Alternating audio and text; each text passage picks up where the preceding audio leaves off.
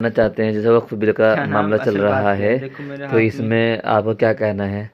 जैसे आप फिलहाल ब्रश करने जा रहे हैं, असल बात मेरे तो हाथ में ब्रश में दिखान रखा वीडियो में।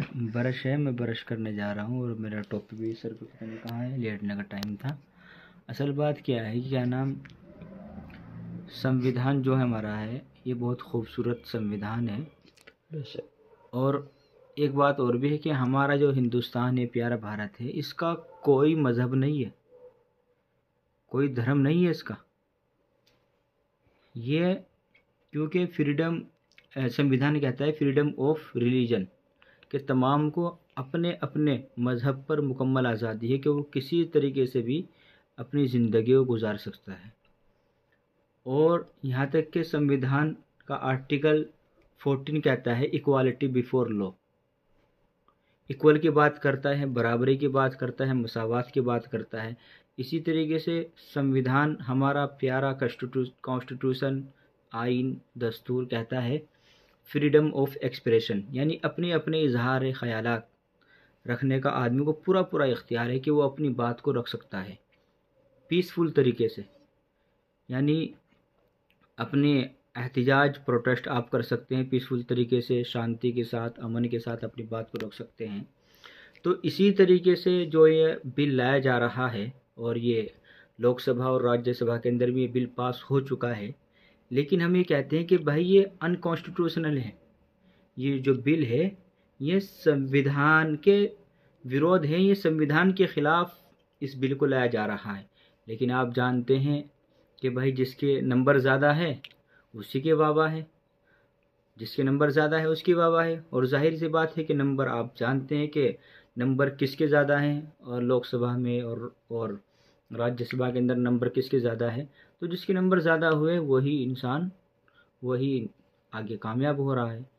लेकिन वो भूल जाते हैं कि हाँ, हमारा जो देश चलता है वो रूल्स ऑफ लॉ से चलता है। वो रूल्स ऑफ नरेंद्र मोदी या भाजपा या मनमानी या दिल के बल के, या हमारा हिंदुस्तान रूल्स ऑफ लॉ से चलता है, कॉन्स्टिट्यूशन से चलता है, कानून से चलता है।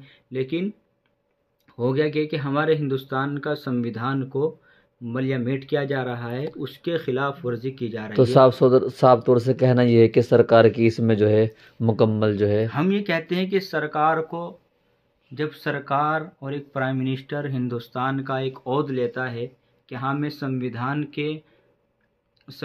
के एतबार से अपना काम करूँगा, कि मैं सच्ची श्रद्धा और निष्ठा रखूँगा, मैं संविधान के खिलाफ नहीं काम करूँगा, मैं सबके साथ काम करूँगा।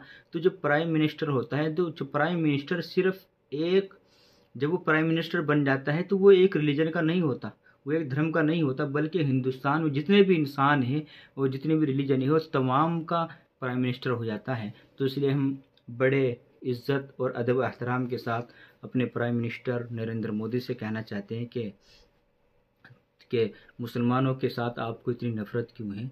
तो वो तो आपसे मोहब्बत करना चाहते हैं, लेकिन आप जो है मुसलमानों को तकलीफ़ पर तकलीफ़ दिए जा रहे हैं। तो बराए मेहरबानी ऐसा ना करें। और ख़ास तौर से हमारे उत्तराखंड में जिस तरीके से मदारिस को बंद किया जा रहा है, जिस तरीके से जो मासूम बच्चे कुरान करीम की तालीम हासिल कर रहे हैं, आप उनको निशाना बना रहे हैं। आखिर एक ही कौम को, एक ही रिलीजन को आप टारगेट क्यों कर रहे हो? अरे हिंदुस्तान में और भी रिलीजन है, आप तमाम को लेके चलिए, तो क्यों मदारिस को और मस्जिदों को निशाना बना रहे हैं? तो इसलिए हम चाहते हैं कि आप संविधान के मुताबिक काम करिए, आप कानून के मुताबिक काम करिए। मुसलमान जो है वो संविधान को भी मानता है, इस्लाम को भी मानता है, और हमारा इस्लाम ये कहता है कि जिस देश के अंदर आप रहते हो उस देश के रूल्स को फॉलो कीजिए, उस देश के रूल्स के मुताबिक नक्श कदम पर ज़िंदगी गुजारिए, ये हमारा इस्लाम कहता है।